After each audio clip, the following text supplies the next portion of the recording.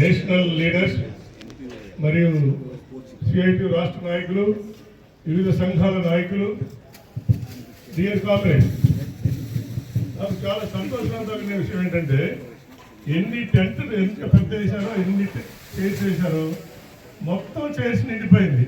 దానికి మీ అందరినీ నేను ప్రత్యేకంగా అభినందిస్తున్నాను. ఈ కార్యక్రమానికి అంతా దిగ్విజయం వచ్చినందుకు. ఏదైనా సరే participation is more important than funds. అది మై స్లోగన్. ఎక్కడైతే ఎంప్లాయీస్ వాళ్ళ సభ్యులు ఎవరైతే ఎక్కువ మంది ఆ సంఘంలో పార్టిసిపేట్ చేస్తారో ఆ సంఘం యొక్క గౌరవం, ఆ సంఘం యొక్క అచీవ్మెంట్ అంతా మెంబర్స్ పార్టిసిపేట్ ఉంటుంది. ఈ రోజు మధ్య నిరూపించారు. I'm very very proud of you today on this occasion. So comrade, నేను మీకు చాలా తక్కువ మంది వర్కింగ్ క్లాస్ వాళ్ళ కోసం పనిచేస్తుంది కాబట్టి నేను సగవంగా ఈ అసెంబ్లీలో పనిచేయడానికి గర్విస్తున్నానని మీ అందరికీ నేను మనవి చేస్తున్నాను.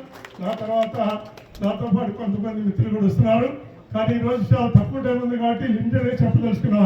ఈ సంఘంలో ఉన్నటువంటి ఈపీఎస్ ఎంప్లాయీస్ యొక్క హక్కు ఏదైతే ఉందో అది చాలా చాలా తక్కువగా, అంటే నేషనల్గా ఇచ్చినటువంటి కూలీల కంటే తక్కువ ఇచ్చినటువంటి పెన్షన్ని అది సాధించడానికి ఈ తాపరా ఎలవేళలా పనిచేయాలి. దానికి నేను ముందుంటానని చెప్పి ఈ రోజు సగర్వంగా మనం చేస్తున్నా.